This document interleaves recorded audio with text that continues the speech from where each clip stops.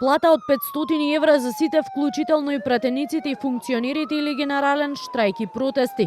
Ова беше главното барање што Сојузот на синдикати на Македонија го испрати на нивната прва јавна седница која ја одржаа, марширајќи по скупските улици. Бараат надлежните да го разгледаат и прифатат нивното барање, минималецот да изнесува не помалку од 500 евра, како изголемување на сите други плати за 100 евра, а државата да субвенционира дел од придонесите во период од една година. Со почеток во 12 часот и 5 минути, околу 300 членови на синдикатот од пред зградата на ССМ тргнаа кон собранието, каде ја изгласаа и првата точка од дневниот ред. Не може да има за пратениците, а да нема за работниците. Почитувани браќа и сестри работници, ве молам да донесеме одлука пратениците да бидат на минимална плата до наредното зголемување на минималната плата. Кој е за? Втора дестинација на синдикатот во борбата за повисок минималец беше Стопанската комора.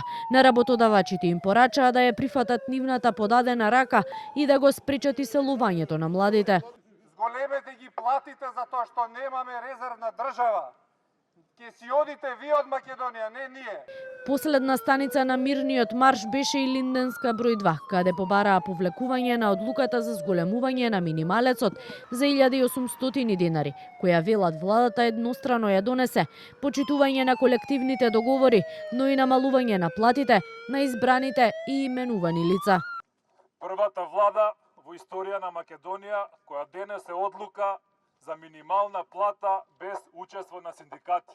Работниците бараат почитување на општиот колективен договор, раст на платите како што е предвидено. Министерот за економија Дурмиши утрово рече дека морал да ја потпише одлуката за минималната плата без согласност од ДСС, за да нема застој во државата, бидејќи се уште не е утврдена репрезентативноста на ниту еден синдикат, но повтори дека се отворени за диалог и за прифаќање на нова методологија или повисок минималец, ако работниците и работодавачите се договорат. Живееме во демократија, има право секој да излезе на улици да протестира, да укажа својот револт, но јас ќе кажувам пак дека синдикатите веќе им истекна мандатот и веќе не се репрезентативни. Ние како влада го формиравме комисијата која требаше да утврди репрезентативност на синдикатите, таа комисија веќе работи. Инаку, јавната седница на синдикатот, која траеше околу 1 час,